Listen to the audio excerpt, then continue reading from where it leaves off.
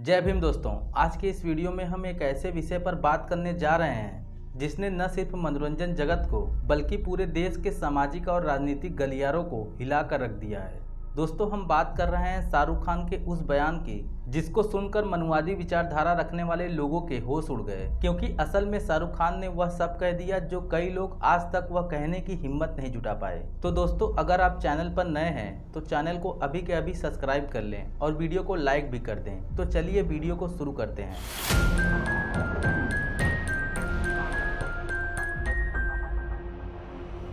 दोस्तों, शाहरुख खान, जिन्हें लोग प्यार से बॉलीवुड का बादशाह भी कहते हैं, वह सिर्फ फिल्मी दुनिया के स्टार नहीं बल्कि समाज के मुद्दे पर खुलकर बोलने वाले देशभक्त और मेहनती इंसान भी हैं। उनकी पहचान केवल अभिनय के लिए नहीं है बल्कि एक संवेदनशील और जिम्मेदार नागरिक के रूप में भी है। वह कई सामाजिक अभियानों से जुड़े हैं और अपने देशभक्ति और मानवता के जज्बे के लिए वो लाखों लोगों के दिलों में बसते हैं। हाल ही में एक इंटरव्यू के दौरान बॉलीवुड के सुपरस्टार शाहरुख खान ने ऐसा बयान दिया जिसने सबका ध्यान अपनी ओर खींच लिया। शाहरुख खान ने कहा कि मैं हमेशा उन क्रांतिकारी नेताओं को अपना आदर्श मानता हूँ जिन्होंने इस देश को नया रास्ता दिखाया, और उनमें से एक हैं डॉक्टर भीमराव अंबेडकर, जिनकी सोच, संघर्ष और त्याग ने इस भारत को नई पहचान दी।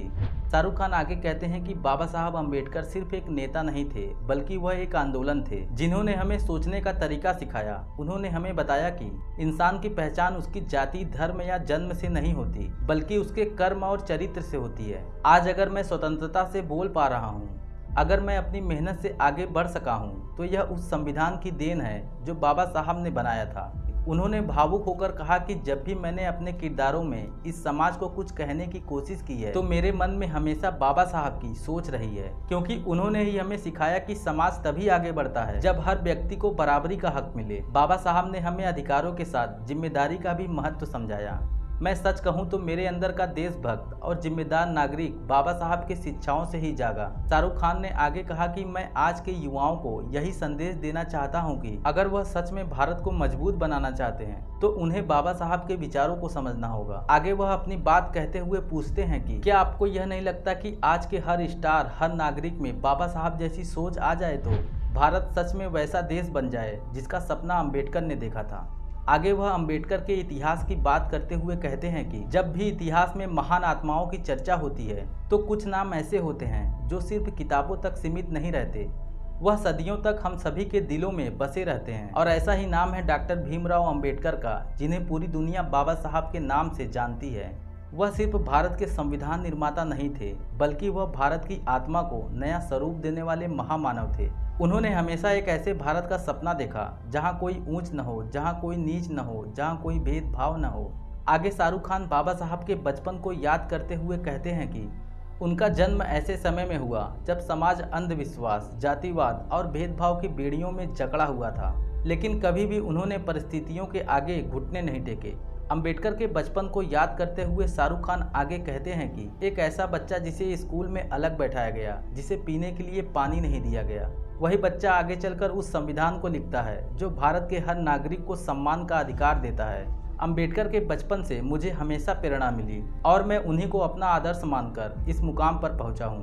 आगे वह कहते हैं कि बाबा साहब की वजह से ही व्यक्ति की पहचान उसकी जाति या धर्म से नहीं बल्कि उसके कर्म और प्रतिभा से होती है, वरना आज शायद मैं इतना बड़ा सुपरस्टार नहीं बन पाता, क्योंकि बाबा साहब ने इस संविधान में यह सुनिश्चित किया कि हर नागरिक को समान अवसर मिले, चाहे वह किसी भी जाति, धर्म या समुदाय का हो। आगे शाहरुख खान अंबेडकर के बनाए आरक्षण पर बात करते हुए कहते हैं कि बाबा साहब ने आरक्षण की व्यवस्था इसलिए नहीं बनाई कि किसी को विशेषाधिकार दिया जाए, बल्कि उन्होंने आरक्षण की व्यवस्था इसलिए बनाई क्योंकि जो सदियों से दबाए गए हैं उन्हें भी बराबरी से खड़े होने का मौका मिले।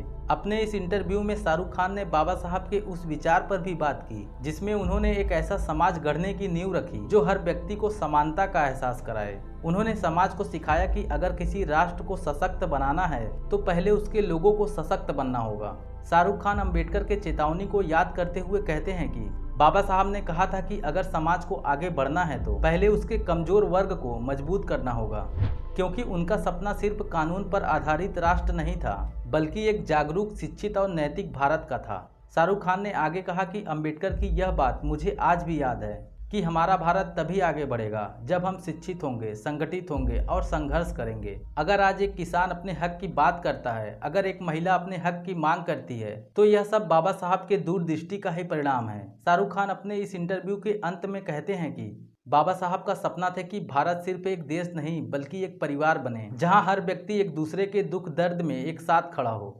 उन्होंने हमें सिखाया कि सच्चा देश प्रेम जाति या धर्म से ऊपर उठकर मानवता के लिए काम करने में है। उन्होंने भारत को एक ऐसी सोच दी जिसमें हर व्यक्ति की गरिमा सर्वोच्च है।